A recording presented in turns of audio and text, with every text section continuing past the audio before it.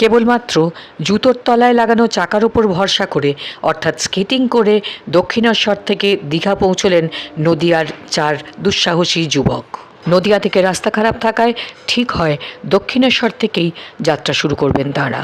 দলের অন্যতম সদস্য অনির্বাণ বিশ্বাস জানান, তাঁরা স্কেটিং করতে ভালোবাসেন, পাশাপাশি পরিবেশ সচেতনতা, জল বাঁচানো, গাছ লাগানো এই ধরনের বার্তা মানুষের মধ্যে ছড়িয়ে দিতেই তরুণ প্রজন্মের এই যুবকদের বিশেষ ভাবনা।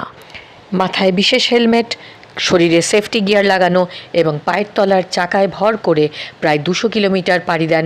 জানা যায় 14ই মে দক্ষিণেশ্বর থেকে স্কেটিং শুরু করে পরের দিন ওল্ড দীঘায় পৌঁছন তাঁরা। পথে সাধারণ মানুষ তো বটেই, সাহায্য পেয়েছেন পশ্চিমবঙ্গ পুলিশেরও।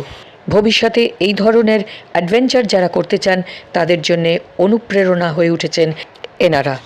খবর সৌজন্য bengali news18.com।